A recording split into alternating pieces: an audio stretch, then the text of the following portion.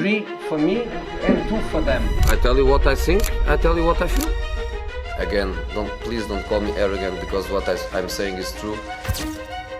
I think I'm a special one. José Mourinho has masterminded this success. Jose, on weeks like this, I think we know you long enough to know that you know the questions that we're going to ask you. Yeah. When he won the Champions League with Porto, and then he came to England and he made a lot of noise, but you walk like you talk, no? Provocating in a nice way, but in the dressing room he was really a nice guy, and he was funny. He was really special. When did you decide you wanted to go, and where do you think you're going next? Some managers leave a club with their legacy intact. Some leave as legends, remembered for what they built. And then there's José Mourinho.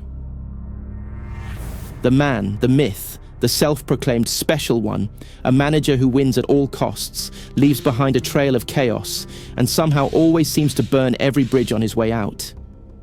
This isn't just a pattern. This is the José Mourinho curse. But to truly understand why his managerial reigns almost always end in disaster, we need to go back to his upbringing, to his influences, and to the fiery personality that makes him both a serial winner and an accident waiting to happen. Born in Setúbal, Portugal in 1963, Mourinho had a privileged upbringing. His father, Felix Mourinho, was a professional goalkeeper, and his mother came from a wealthier background. But as fate would have it, financial struggles hit hard when his mother's family lost much of their fortune following Portugal's revolution. This was a defining moment. Young José saw firsthand what it was like to have everything and lose it all. It planted the seeds of his relentless obsession with winning. For Mourinho, success wasn't just about trophies. It was survival. It was personal. And that chip on his shoulder, it never left him. That's why he doesn't just coach teams, he fights for them. He wages wars against referees, the media, rival managers, sometimes even his own players and board members. To José, the world is either with him or against him. And this us versus them mentality would follow him through every club he managed.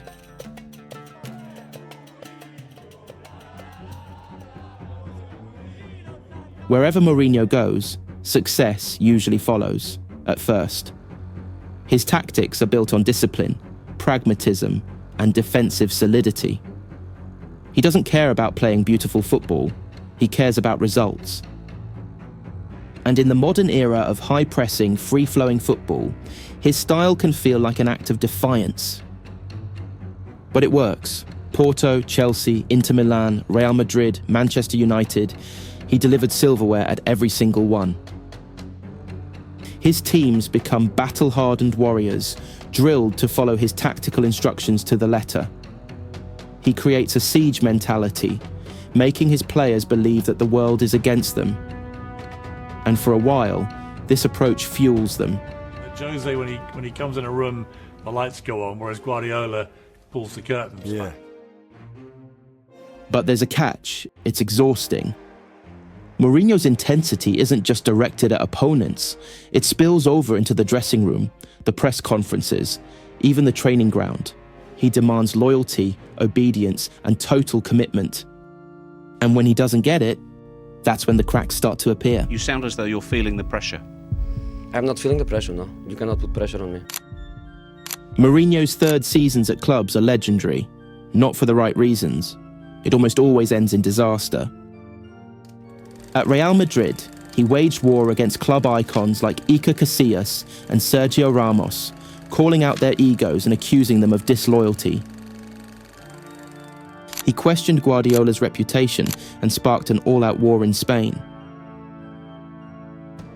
At Chelsea, his second stint, his relationship with the players and medical staff imploded, culminating in a shocking fall from grace as the reigning Premier League champions finished mid-table. At Manchester United, he publicly humiliated players like Luke Shaw and Paul Pogba, calling them out for lacking footballing character and not wanting to fight.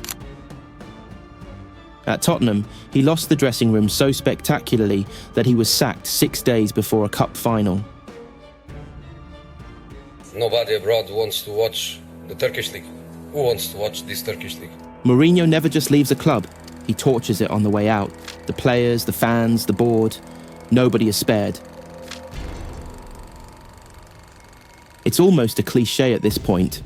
José Mourinho takes over a club, wins a few trophies, and by the time he leaves, the squad is demoralised, the fans are divided, and the club is left scrambling to repair the damage.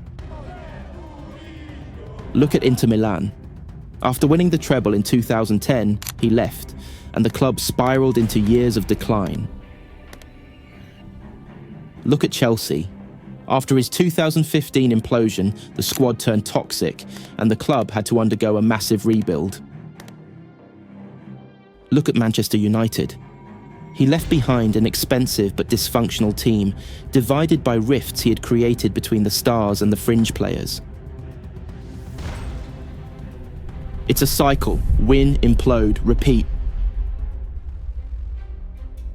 Mourinho doesn't just play the game, he plays the media like a fiddle.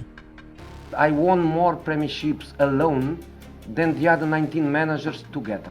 Every press conference is a performance, a masterclass in psychological warfare.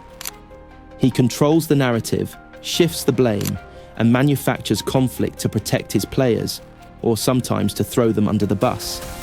I'm telling him to ask you what you wrote. Remember when he called Arsene Wenger a specialist in failure? Or when he poked Pep Guardiola, saying he wins because he's had it easy? Or when he called himself the happy one, only to turn sour within a year? You ran up the tunnel shouting they wanted the clowns. What did you mean by that? I don't know. Mourinho doesn't care about being liked. He thrives on conflict. His sharp tongue, sarcastic jabs, and brutal honesty make him one of football's most entertaining and polarising figures. But it's also his downfall. That combative nature, so effective in the short term, becomes unbearable in the long run. So, is he really a curse? Or is he simply a man who burns bright before he burns out? What we do know is this: Mourinho is one of football's greatest ever managers. His legacy is undeniable. 2 Champions League titles, domestic league triumphs in 4 different countries, and countless other trophies. But we also know that his tenure at any club comes with an expiration date. The intensity that makes him great also makes him self-destructive. His curse isn't just what he leaves behind. It's his inability to change. And maybe that's why, despite everything, fans still love him. Because even when you know how the story ends, you can't help but watch. What do you think? Is José Mourinho's downfall inevitable, or is he just a victim of modern football's impatience? Let us know in the comments below. Thank you for watching the video. If you did enjoy it, please be sure to subscribe, and I'll see you in the next one.